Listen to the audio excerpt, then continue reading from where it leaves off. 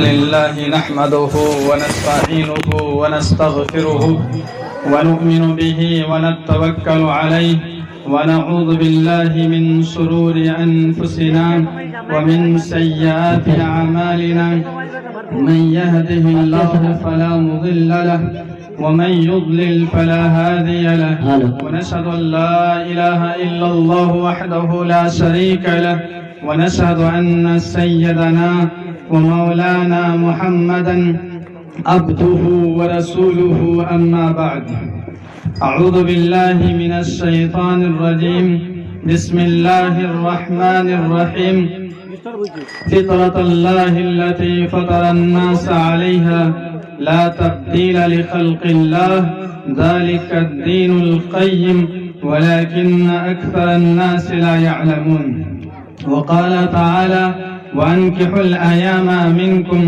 وقال النبي صلى الله عليه وسلم يا معشر الشباب من استطاع منكم الباءة فليتزوج فإنه أغض للبصر وأحسن للفرج ومن لم يستطع فعليه بالصوم فإنه له وجاء متفق عليه.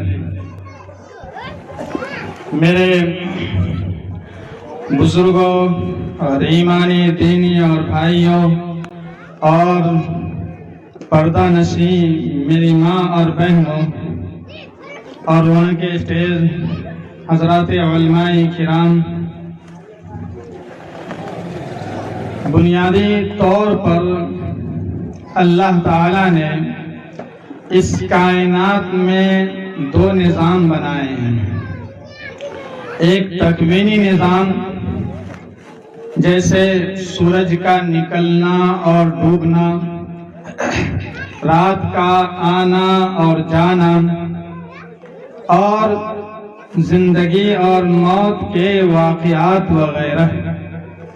اسی نظام کے ساتھ ایک دوسرا نظام بھی اللہ تعالی نے بنایا ہے اور وہ ہے تشریعی، قانونی اور آئینی نظام.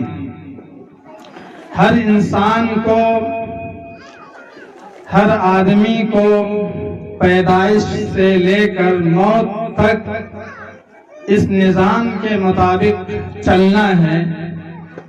اس کے بغیر اس کی زندگی انسانی زندگی نہیں ہو سکتی. اسی نظام کا ایک اہم عنصر نکاح ہے. نکاح اللہ تعالی کی بہت بڑی نعمت ہے. اس سے پہلے وہ خاتون جسے دیکھنا بھی جائز نہیں تھا، نکاح کے بعد وہ خاتون ایک مرد کے لیے حلال ہو جاتی ہے، رفیق حیات بن جاتی ہے، ایک دوسرے کے ہمدرد اور غمخوار بن جاتے ہیں، اور اولاد پیدا ہونے پر نسل جاری رہنے کا ایک ذریعہ ہو جاتا ہے.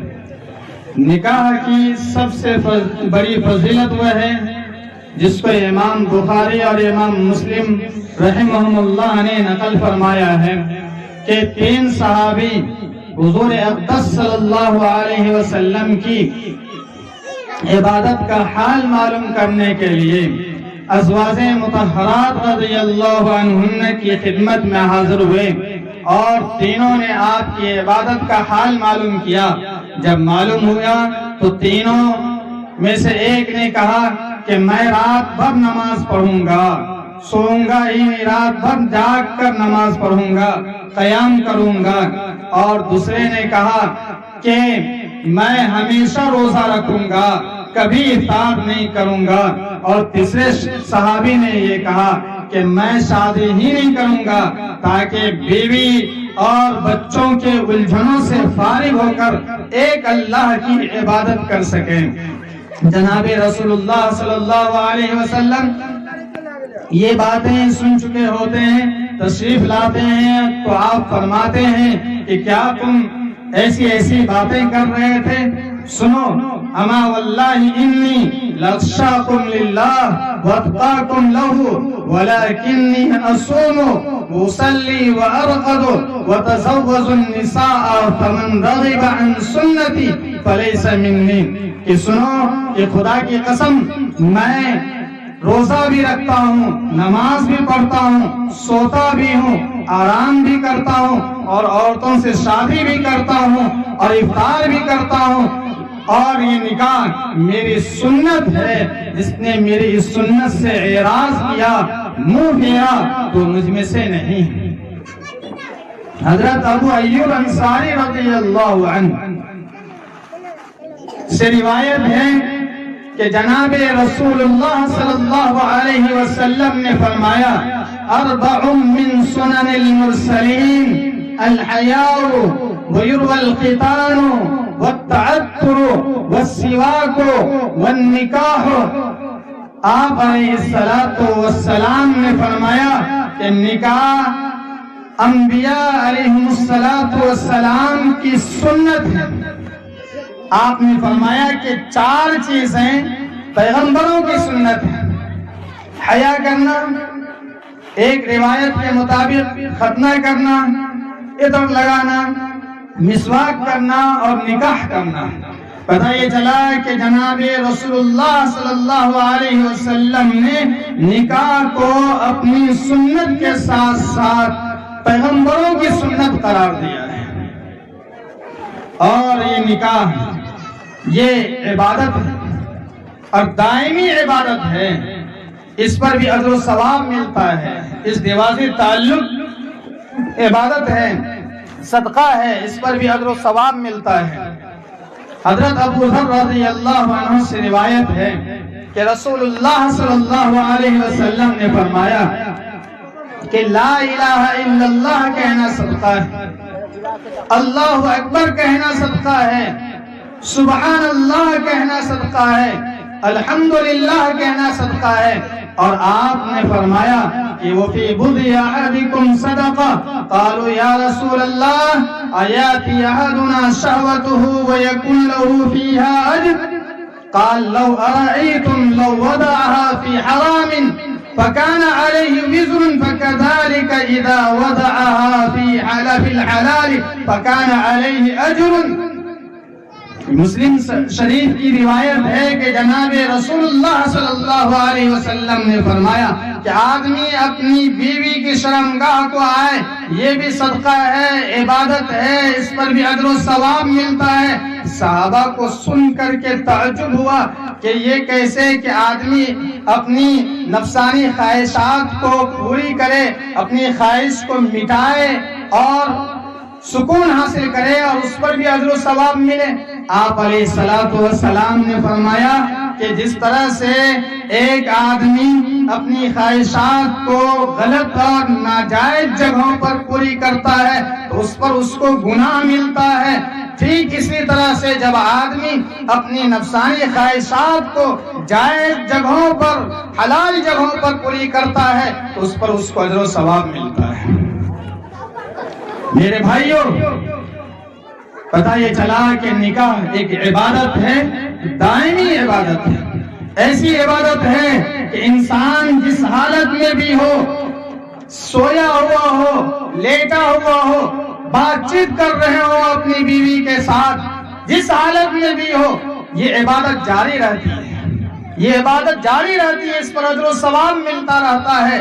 لیکن نماز، روزہ یہ وقتی عبادت ہے۔ جب آدمی نماز پڑھتا ہے، روزہ رکھتا ہے تو یہ عبادت ادا ہوتی رہتی ہے، اس پر اجر و ثواب ملتا رہتا ہے۔ لیکن نکاح ایسی عبادت ہے کہ جس حالت میں بھی ہو، سو بھی رہا ہو تو یہ عبادت برقرار رہتی ہے، جاری رہتی ہے، اس پر اجر و ثواب ملتا ہے۔ جناب رسول اللہ صلی اللہ علیہ وسلم نے نکاح پر آدھے دین کی سرٹیفکیٹ سند عطا فرمائی۔ ارشاد ہے اذا تزوج العبد فقد استكمل نصف الدين فليتق الله في النصف الثاني، کہ جب بندہ شادی کرتا ہے تو اپنا آدھا ایمان مکمل کر لیتا ہے، اب انہیں چاہیے کہ باقی آدھے میں اللہ سے ڈر کر وہ زندگی گزارتا رہے۔ جناب رسول اللہ صلی اللہ علیہ وسلم نے صرف نکاح کی اجازت نہ دی، قرآن مجید میں اللہ تعالیٰ نے صرف نکاح کی نہیں اجازت دی ہے بلکہ اس کی ترغیب بھی دی ہے، اور ایسے لوگوں کے بارے میں توجہ دیتے ہوئے کہ جنہوں نے نکاح نہ کیا ہو، جو لوگ بے نکاح ہیں، ان کے بارے میں اللہ تعالیٰ نے فرمایا وَأَنكِحُوا الْأَيَامَ مِنكُمْ کہ بے نکاح لوگوں کا نکاح کرا دو۔ تو یہ فضیلت ہے، یہ ترغیب ہے نکاح کی۔ جب معاشرے میں ہماری اولاد بالغ ہو جائیں، جوان ہو جائیں، شادی کے لائق ہو جائیں تو ہم مناسب رشتہ دیکھیں۔ جب رشتہ آ جائے، لڑکی پسند ہو، لڑکی والوں کو لڑکا پسند آ جائے، پھر دیر نہیں کرنی چاہیے، فوراً جو ہے رشتہ کر لینا چاہیے۔ دیر کرنے سے فساد برپا ہوتا ہے، بگاڑ پیدا ہوتا ہے معاشرے میں۔ جناب رسول اللہ صلی اللہ علیہ وسلم نے فرمایا کہ 3 چیزوں میں دیر نہیں کرنی چاہیے۔ ایک، جب نماز کا وقت ہو جائے تو وقت پر نماز پڑھ لیں۔ جب نماز کا وقت ہو جائے تو وقت پر نماز پڑھ لی جائے۔ دوسرا یہ کہ جب جنازہ حاضر ہو تو جنازے کی نماز پڑھ لی جائے، اس میں دیر نہیں ہونی چاہیے۔ اور تیسری چیز یہ ہے کہ جب بے نکاح آدمی کا مناسب رشتہ مل جائے اور وہ شادی کے لائق ہو تو اس کا نکاح کر دیا جائے۔ نکاح کرنے میں دیر نہیں کرنی چاہیے۔ ہم آج ہی سوچتے ہیں کہ ہمارے بیٹے اپنے پیر پہ کھڑے ہو جائے پھر ہم ان کا رشتہ ڈھونڈیں گے، پھر ہم اس کی شادی کریں گے، اس کا رشتہ لگائیں گے۔ میرے بھائیوں، یہ سب سے بڑی حماقت ہے، بیوقوفی ہے۔ آپ کے بیٹے بالغ ہو جائیں، آپ کے بیٹے شادی کے لائق ہو جائیں، 10,000 ہی روپے کیوں نہیں کما رہے ہو، آپ ان کا رشتہ جوڑ دیجیے، ان کی شادی کر دیجیے۔ یہ آپ کا حق ہے، یہ آپ پر یہ ذمہ داری ہے کہ اپنی اولاد کا مناسب رشتہ ڈھونڈ کر کے ان کی شادی کر دیجیے، اس میں تاخیر نہ کیجیے۔ اور ہم معاشرے کو دیکھتے ہیں اور اس کے مطابق کام کرتے ہیں۔ اس کی وجہ سے ہوتا یہ ہے، کبھی لوگ یہ کہتے ہیں کہ ہمیں یہ رشتہ نہیں کرنا ہے۔ میرے بھائیوں، اس پر جائیں گے تو معاشرے کے اندر بڑی خرابی ہوتی ہے۔ نکاح کو آسان کرنا ہے۔ آپ علیہ الصلوۃ والسلام نے فرمایا ان آدم النکاح برکہ و ایسرہ مؤونہ کہ سب سے بابرکت نکاح وہ ہے جس میں خرچے کم۔ تو نکاح بھی کریں تو سادگی کے ساتھ کریں، ایسا مشکل نہ بنا دے نکاح کو کہ معاشرے کے اندر برائی کرنا آسان ہو جائے، زنا آسان ہو جائے اور نکاح مشکل ہو جائے۔ آج ہم لوگوں نے نکاح کو بہت مشکل بنا دیا ہے۔ آج ہم یہ سمجھتے ہیں کہ ہمارے بیٹے جاب کرنے لگیں گے، ہمارے بیٹے سرکاری عہدے پر فائز ہو جائیں گے، پھر ہم اس کی شادی کریں گے تاکہ ہمیں اچھی رقم ملے، موٹی رقم ملے، پیسے ملے، اور اس طریقے سے ہم شادی کریں۔ میرے بھائیوں، امیر لوگ تو کر لیتے ہیں، لیکن غریبوں کا حال دیکھیے، ان کا حال پوچھیے، ان کے دل کا درد جا کر کے سمجھیے کہ کس طریقے سے وہ اپنے آنسو کو بہا کر کے اپنی بیٹی کا رشتہ جوڑتے ہیں۔ اس لیے اس چیز کو اپنے معاشرے سے ختم کرنا ہے، اور ہمیں سماج کے لوگوں کی باتوں کو نہیں سننی۔ ہم یہ نہ سوچے کبھی کہ محلے کے لوگ کیا کہیں گے، سماج والے کیا کہیں گے۔ اگر اس پر جائیں گے تو پھر ہم ناکام ہو جائیں گے۔ دیکھیے جناب رسول اللہ صلی اللہ علیہ وسلم کا سگا چچا ابو طالب، جب ان کا آخری وقت آیا، آپ علیہ الصلوۃ والسلام ان کے پاس تشریف لے گئے اور آپ نے کہا کہ چچا آپ میرے کان میں ایمان لے آؤ، کلمہ پڑھ لو، میں گواہ رہوں گا قیامت کے دن۔ جیسے ہی ابو جہل بدبخت کو معلوم ہوا کہ اپنے بھتیجے کے دین پر ایمان لا رہا ہے، انہوں نے کہا کہ ابو طالب पूरी जिंदगी तुम गुजार दी और अब तुम अपने भतीजे के दिन पर ईमान ला रहे हो, ये सोच करके वो ईमान नहीं लाया। तो हम ये सोचें कि हमारे समाज के लोग क्या कहेंगे, मुआशरे वाले क्या कहेंगे, तो फिर इस तरीके से मुआशरे के अंदर बुराइयां जन्म लेती हैं, बेहयाइयां आम हो जाती हैं। इसलिए वक्त पर अपनी औलाद का निकाह करा दीजिए। हजरत अल्लामा इब्नुल जौज़ी रहमतुल्लाहि अलैह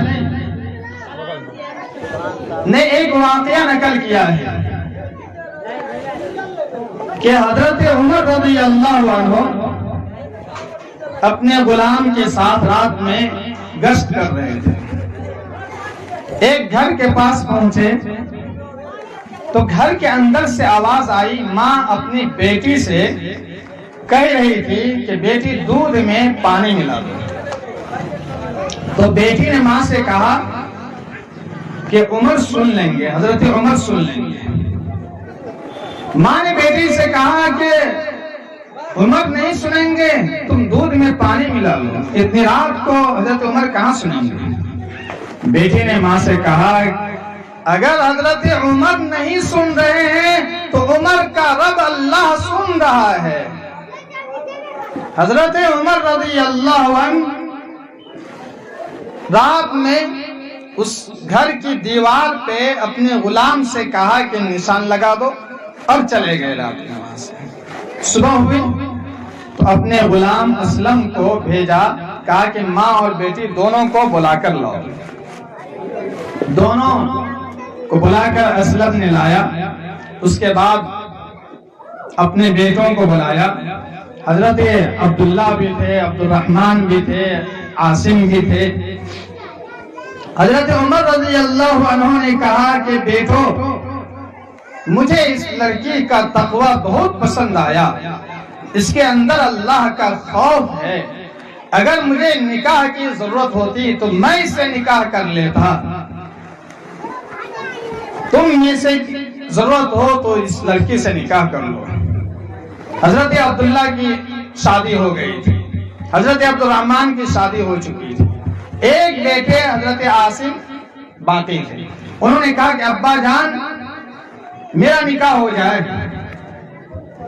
देखिए, हजरत उमर रज़ी अल्लाहु अन्हु उस वक्त 22 लाख मुरब्बा किलो, 22 लाख मुरब्बा मील पर हुकूमत कर रहे थे। उस वक्त उन्होंने अपने बेटे आसिम की शादी एक गरीब घर की लड़की से की। अगर वो चाहते तो वक्त की बड़ी हसीना से अपनी बेटी की शादी कर सकते थे, लेकिन उन्होंने गरीब घर की एक लड़की से अपनी बेटी का शादी किया। और रिश्ते का इंतखाब भी देखिए।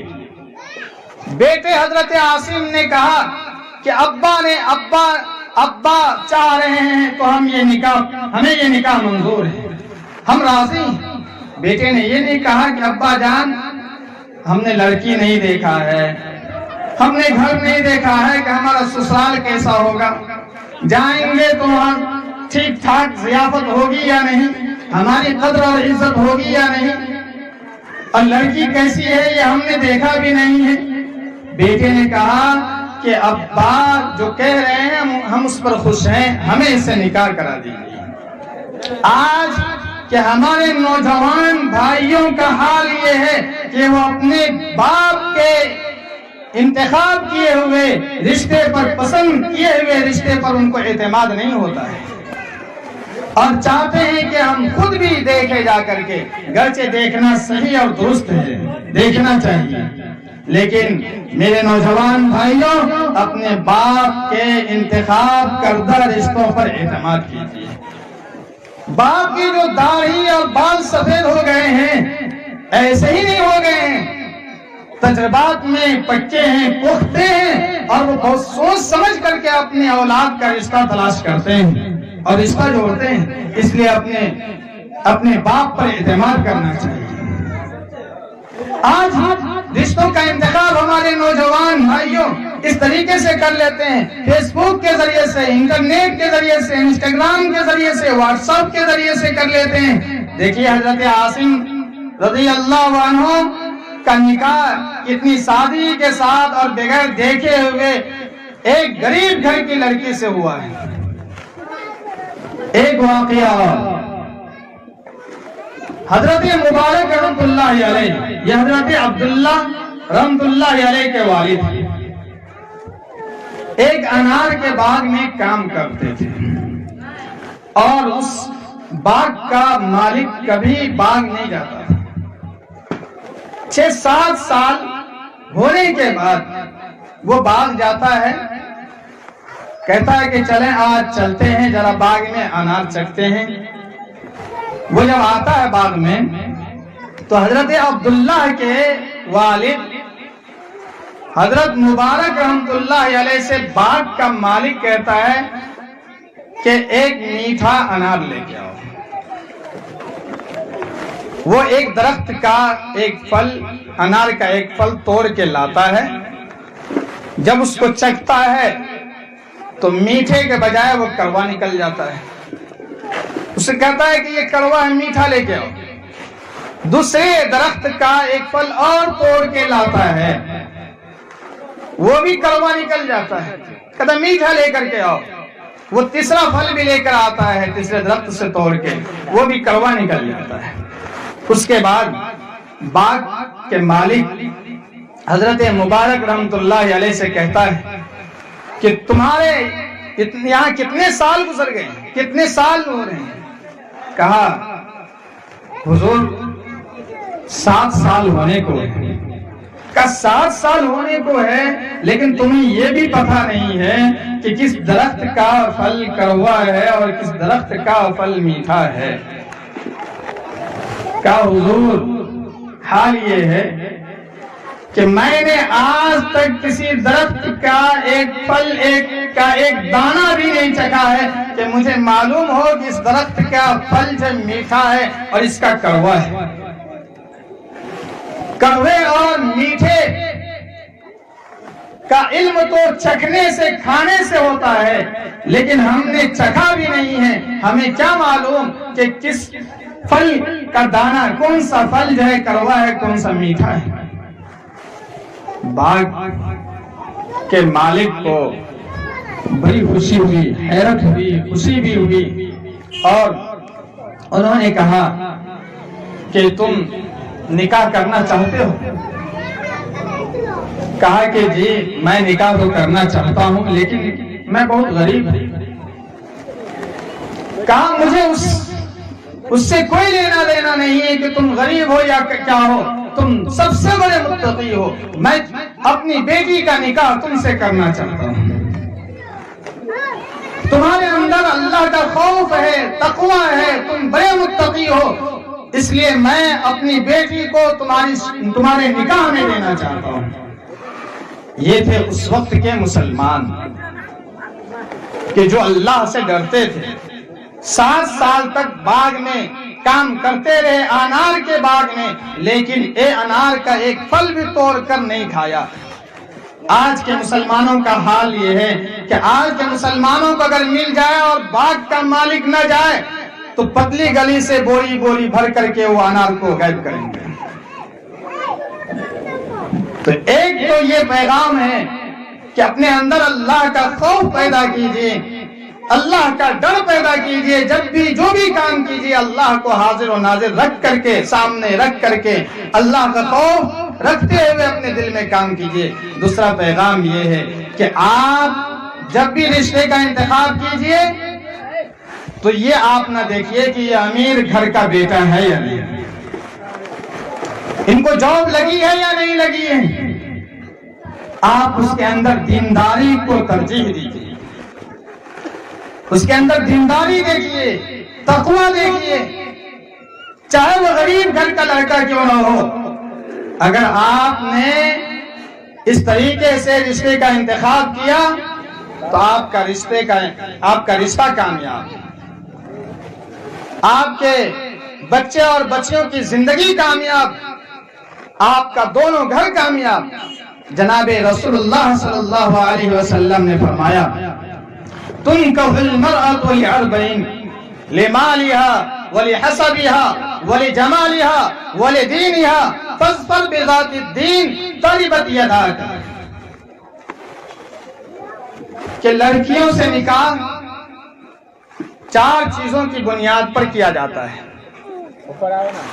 ایک مال، دوسرا حسب و نسب یعنی خاندان، اور تیسرا خوبصورتی، اور چوتھی چیز جو ہے وہ دینداری. آپ نے کہا دینداری کو ترجیح دو، تمہارے ہاتھ خاک آلود ہو، یعنی تم کامیاب ہو جاؤ. آپ علیہ الصلوۃ والسلام نے فرمایا کہ معاشرے میں جب لوگ رشتے کے لیے جاتے ہیں تو 4 چیزوں کو دیکھتے ہیں کہ یہ لڑکی، یہ لڑکا کس گھرانے سے، امیر گھر کی لڑکی یا امیر گھر کا لڑکا ہے یا نہیں. سب سے پہلے مال پر ان کی نظر ہوتی ہے کہ اگر مالدار گھر کی بیٹی ہے تو اس سے جب رشتہ لگ جائے گا تو جہیز میں ہم کو بہت سامان ملیں گے. واہ رے کیا بات ہے. اور اگر مالدار گھر کا بچہ ہے، لڑکا ہے، تو ہماری بیٹی خوشحال رہے گی، ہمیشہ ان کی زندگی اچھی گزرے گی، اور ہمیں بھی کبھی ضرورت ہوگی تو وہ ضرورت کو پوری کرے گا. اس سب کو دیکھ کر کے وہ رشتہ کرتے ہیں. اس کے بعد دیکھتے ہیں تو خاندان کو دیکھتے ہیں. پہلے تو دولت مالداری دیکھتے ہیں، مال دیکھتے ہیں، پھر خاندان دیکھتے ہیں کہ خاندان ہے کیسا، اس پر اس کی نظر ہوتی ہے. اس کے بعد خوبصورتی کو دیکھتے ہیں، لڑکی خوبصورت ہے یا نہیں، لڑکا خوبصورت ہے یا نہیں، چاہے اس کے اندر دینداری نہ ہو، چاہے اس کے اندر اللہ کا خوف نہ ہو، تقوی نہ ہو، بس خوبصورت ہونی چاہیے لڑکی، بس خوبصورت ہونا چاہیے لڑکا. یہ چیز دیکھی جاتی ہے. اور اخیر میں دینداری دیکھتے ہیں. میرے بھائیوں، 1 نمبر پہ دینداری کو لے آئیے.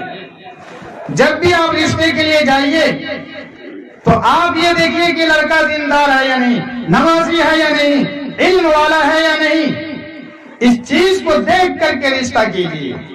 آپ لڑکی کے لیے جائیے، اس چیز کو دیکھیے کہ اس لڑکی کے اندر دینداری اور تقوی ہے یا نہیں، علم والی یہ لڑکی ہے یا نہیں.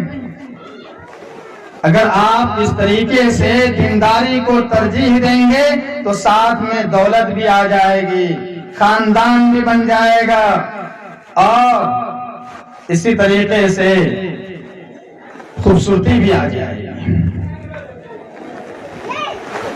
آپ علیہ الصلوۃ والسلام نے فرمایا الدنیا کلھا متاع وخیر متاع الدنیا المرأة الصالحہ، کہ دنیا سامان ہے، سامان، اور دنیا کا بہترین سامان نیک عورت ہے. جب آپ نیک عورت کو، دیندار عورت کو اپنے گھر میں لائیں گے تو دنیا کے اندر وہ آپ کے گھر کو جنت جیسا بنا کے رکھے گی. آپ کے گھر کے ہر فرد کی عزت اور احترام کرے گی، قدر کی نگاہ سے دیکھے گی. اور جب آپ جو ہے نیک عورت کو نہیں لائیں گے، دیندار عورت کو نہیں لائیں گے، آئے دن نئے نئے مسائل، نئی نئی باتیں، جھگڑے، کبھی یہ مسئلہ، کبھی وہ مسئلہ، کبھی شوہر کے ساتھ نافرمانی، کبھی ساس سسر کے ساتھ بدزبانی، کبھی گھر میں سامان بے سلیقے کے ساتھ رکھنا، باپ پر الجھنا اور جھگڑا کرنا، یہ ساری نوبتیں آتی رہیں گی اور آپ زندگی بھر پریشان رہیں گے. دیکھیے ایک بڑے محدث حضرت سعید بن المسیب رحمۃ اللہ علیہ، بہت مشہور تابعی اور محدث ہیں. ان کے درس میں ان کا ایک شاگرد تھا عبداللہ ابن ابی وداع، بڑے ذہین محنتی تھے، اور استاد کے سامنے وہ درجے میں بیٹھا کرتے تھے اور استاد کی ہر بات کو وہ نوٹ کر لیا کرتے تھے۔ اچانک ان کی بیوی کا انتقال ہو گیا، لگاتار 3 دن تک وہ درجے سے غائب رہے۔ چوتھے دن آئے تو حضرت الاستاد مشہور محدث حضرت سعید بن المسیب رحمت اللہ علیہ ان سے کہتے ہیں کہ عبداللہ 3 دن تک تم غائب تھے اور آج آئے ہو۔ انہوں نے کہا کہ حضرت میری گھر والی کا انتقال ہو گیا، اس کی وجہ سے میں 3 دن تک نہیں آ سکا۔ آج چوتھے دن میں نے کہا کہ چلو چلتے ہیں، حضرت ناراض نہ ہو جائے، لمبی غیر حاضری ہو جائے گی۔ انہوں نے کہا کہ اب کیا ارادہ ہے؟ نکاح کرنے کا ارادہ ہے؟ کہ جی حضرت نکاح کا تو ارادہ ہے، لیکن میں مدینے میں، پورے مدینے میں سب سے بڑا غریب ہوں، کون اپنی لڑکی مجھے دے گا؟ کہا ارادہ کیا ہے؟ نکاح کا ارادہ واقعی ہے؟ کہا جی۔ انہوں نے اسی مجلس میں اپنی بیٹی فاطمہ کا نکاح اس سے کرا۔ کہا میں اپنی بیٹی کا نکاح تم سے کروں گا۔ نکاح پڑھایا، پھر چھٹی ہونے کے بعد حضرت عبداللہ ابن ابی وداع اپنے گھر آتے ہیں، روزے سے ہوتے ہیں۔ افطار کے وقت برآمدے پہ دسترخوان بچھا کر چند کھجوریں اور پانی لے کر کے وقت کا انتظار کر رہے ہوتے ہیں کہ اچانک سے دروازے پہ دستک دی جاتی ہے۔ اندر سے کہتا ہے کون؟ تو وہ کہتے ہیں، اندر سے جب آواز آتی ہے کون کی، تو حضرت سعید بن المسیب کہتے ہیں کہ میں سعید بن المسیب۔ حضرت عبداللہ ابن ابی وداع کہتے ہیں کہ حضرت تو کبھی کسی کے گھر نہیں آتے تھے، کسی کے دروازے پہ نہیں آتے تھے، مسجد سے درسگاہ، اپنا گھر۔ دروازہ کھولنے سے پہلے ہی وہ کہتے ہیں کہ حضرت آپ زحمت کیوں اٹھائے، آپ مجھے کہتے میں آپ کی خدمت میں حاضر ہو جاتا۔ دروازہ کھلنے کے بعد کہتے ہیں حضرت کہ میں نے اپنی بیٹی فاطمہ کا نکاح تم سے دین ہی میں کر دیا تھا، لیکن مجھے اچھا نہیں لگا، میں نے مناسب نہیں سمجھا کہ جب دونوں کا نکاح ہو گیا ہے تو تم دونوں رات ایک دوسرے کے بغیر گزارو۔ اس لیے یہ میری بیٹی ہے، اپنی بیٹی کا ہاتھ اپنے داماد کے ہاتھ میں دیا اور کہا یہ میری بیٹی ہے، اور ساتھ میں ایک لاٹھی بھی دے دی، اور اس کے ساتھ ساتھ 20,000 دینار بھی دے دیا۔ کہا یہ لو، یہ 20,000 دینار ہے، اس سے تجارت کرنا۔ اس کے چند دنوں کے بعد جب ملاقات ہوتی ہے تو حضرت سعید بن المسیب اپنے داماد عبداللہ ابن ابی وداع سے پوچھتے ہیں کہ تم نے میری بیٹی کو کیسا پایا؟ تو جواب دیتے ہیں کہ عالمہ، محدثہ، فقیہہ، متقی، شوہر کی اطاعت گزار، فرما بردار، حافظہ۔ اس کے بعد بھی حضرت سعید بن المسیب رحمت اللہ علیہ کہتے ہیں کہ اگر میری بیٹی میں کہیں کوتاہی نظر آئے، غلطی نظر آئے، تو یہ گنگا اسی لیے ہے کہ تم اس کی اصلاح کرتے رہنا۔ یہ دیکھیے، آج ہم جب اپنی بیٹیوں کا نکاح کرتے ہیں، رخصت کرتے ہیں، تو نصیحت کے بجائے سب سے پہلے ان کے ہاتھ میں موبائل تھما دیں۔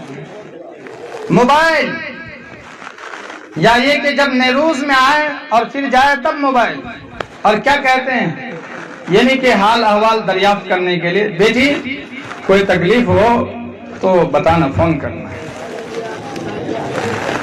اب کیا ہوا، ایک اجنبیہ ایک گھر کی لڑکی دوسرے گھر میں جائے بسنے کے لیے، تو ان کو اس گھر کے ماحول میں ڈھلنے کے لیے بڑا وقت لگتا ہے، مزاج کو سمجھنے کے لیے۔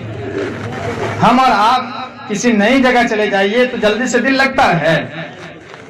اب سمجھیے کہ ایک لمبی مدت 18 سال 20 سال 16 سال 22 سال اپنے باپ کے گھر میں ماں کے ساتھ اپنی بہنوں اور بھائیوں کے ساتھ گزاری ہے، وہ اتنی لمبی مدت کے بعد ایک دوسرے گھر میں جا رہی، کیا اتنی جلدی ان کی طبیعت لگ جائے گی؟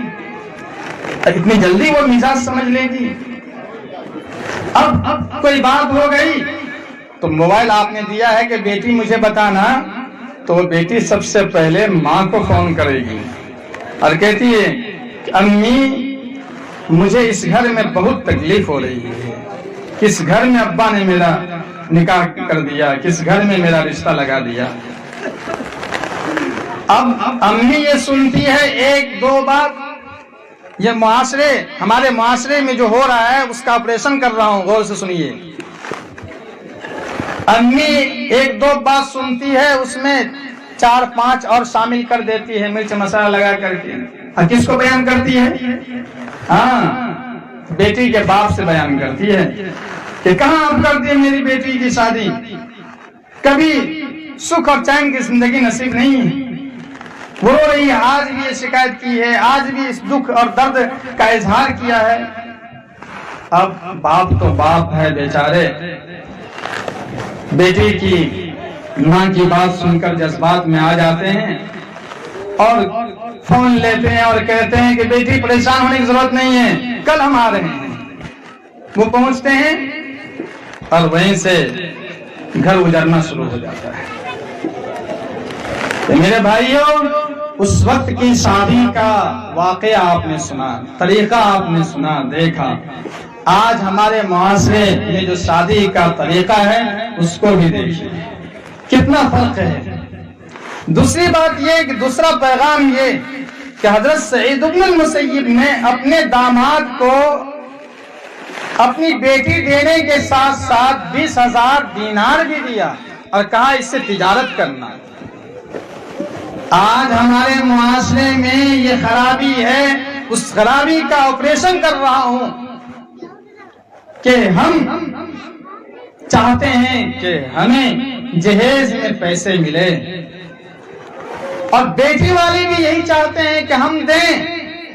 بھائی آپ دے رہے ہیں، کس کو دے رہے ہیں؟ کیا آپ کی بیٹی کو مل رہا ہے؟ کیا آپ کے داماد کو مل رہا ہے؟ کیا ہی اچھا ہوتا کہ آپ جہیز کے بدلے، جبکہ یہ رشوت ہے، یہ حرام ہے، اس چیز کو ختم کر کے یہ طریقہ اپناتے، کتنا اچھا ہوتا کہ آپ رخصت کرتے ہوئے اپنے داماد کو وہی 50,000، وہی 1 لاکھ، وہی 1.5 لاکھ ان کے ہاتھ میں دے۔ کتنی خوشی ہوتی ہے آپ کے داماد کو، اور ایک احسان ہوتا ان پر۔ اور اگر آپ غریب گھر میں کے اچھے لڑکے سے اپنی بیٹی کی شادی کر رہے ہیں تو کیوں نہیں آپ یہ سوچتے ہیں کہ جو ہم جہیز دیتے ہیں وہ جہیز نہ دے کر کے اس کا گھر ہی بنا دیں، تاکہ مکان والا گھر ان کا بھی ہو جائے، پختہ گھر ہو جائے۔ تو ایسا بھی تو نہیں ہوگا کہ حرام کام جو ہم کر رہے ہیں، حرام پیسے جو لے رہے ہیں، تو یہ بھی تو نہیں لیں گے، اور ایک جائز طریقے سے ہمارا کام بھی ہو جائے گا۔ اور جس گھر میں ہماری بیٹی جا رہی ہے، کیا کبھی لگتا ہے آپ کو کہ وہ دکھ کے ساتھ زندگی گزارے گی؟ کہ جس کا گھر آپ بنا دیجئے گا، جس کو آپ پیسے دے کر کے رخصت کیجئے گا، وہ آپ کی بیٹی کے کام آئے گا، وہ آپ کے داماد کا کام آئے گا۔ یہ سوچنے کی ضرورت ہے، معاشرے کو سدھارنے کی ضرورت ہے۔ تو میرے بھائیوں، جب بھی آپ رشتے کا انتخاب کریں تو دینداری کو ترجیح دیں، اور ایسی لڑکی اور لڑکوں سے رشتہ جوڑیں کہ جس کے اندر اللہ کا خوف ہو اور تقوی ہو۔ ابھی میں نے آپ کے سامنے 3 واقعہ سنایا۔ حضرت عاصم رضی اللہ عنہ، جو حضرت عمر رضی اللہ عنہ کے چھوٹے صاحبزادے تھے، ان کی شادی ایک غریب گھر کی بچی سے ہوئی. کس بنیاد پر؟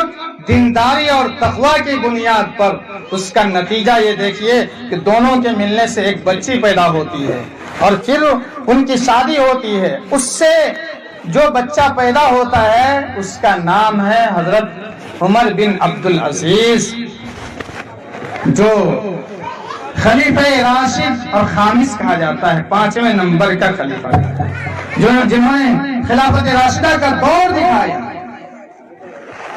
اور پھر دوسرا واقعہ جو میں نے آپ کے سامنے رکھا کہ حضرت مبارک کا نکاح ایک باغ کے مالک نے اپنی بیٹی سے کیا. تقوی اور دینداری کی بنیاد پر ان دونوں کے ملنے سے جو بچہ ہوا، جو بچہ دنیا کے اندر آیا، دنیا اس کو حضرت امیر المؤمنین فی الحدیث حضرت عبداللہ ابن مبارک رحمۃ اللہ علیہ کے نام سے جانتی ہے اور قیامت تک جانے گی. یہ جب آپ دینداری کو ترجیح دیجیے گا تو اولاد اچھی ہوگی. میرے بزرگوں اور ایمانی دینی اور بھائیوں، نکاح کے 3 بنیادی مقصد ہیں. ایک مقصد یہ ہے انسانی نسل کی بقا. حدیث میں ہے تناکحوا تناسلوا، نکاح کرو اور نسل بڑھاؤ. اللہ تعالیٰ نے جب حضرت آدم علیہ السلام کو پیدا کیا تو حضرت حوا کو بھی پیدا کیا. تو پہلا مقصد یہ ہے نسل انسانی کی بقا، اور دوسرا مقصد ہے عفت و عصمت، عزت کی حفاظت. حدیث میں ہے جناب رسول اللہ صلی اللہ علیہ وسلم نے فرمایا فَإِنَّهُ أَغَضُّ لِلْبَصَرِ وَأَحْسَنُ لِلْفَرْجِ. اور تیسرا مقصد ہے ایک کا دوسرے سے سکون حاصل کرنا. قرآن مجید میں اللہ تعالیٰ نے فرمایا ہے وَمِنْ آيَاتِهِ أَنْ خَلَقَ لَكُم مِّنْ أَنفُسِكُمْ أَزْوَاجًا لِتَسْكُنُوا إِلَيْهَا. تو یہ 3 اہم مقاصد ہیں نکاح کے. ان مقصدوں کو اپنے ذہنوں میں رکھ کر معاشرے میں جو لوگ بے نکاح ہیں تو ان کا آپ نکاح کرائیے. نکاح کا حکم بھی قرآن و حدیث میں دیا گیا ہے اور اس کے ساتھ ساتھ اس کی ترغیب بھی دی گئی ہے. اور آخری بات جو پوری تقریر کا خلاصہ یہ ہے کہ نکاح کو آسان بنائیے، سادگی کے ساتھ نکاح کیجیے. کتنے لوگ ہیں آج کے اس مجلس میں کہ جو یہ ارادہ کرے کہ ہم اپنی اولاد کا نکاح اپنی اولاد کا نکاح اور اپنا نکاح بھی سادگی کے ساتھ کریں گے. ہاتھ اٹھائیے انشاءاللہ کہیے. اچھا، بچے پہلے سے تیار ہیں کہ انشاءاللہ کریں گے. اور بڑی بات تو یہ ہے کہ ہمارے یہ جو بزرگ ہیں انہوں نے بھی ہاتھ اٹھایا ہے. اب پتہ نہیں خود کا نکاح سادگی کے ساتھ کریں گے یا بچوں کا کرائیں گے.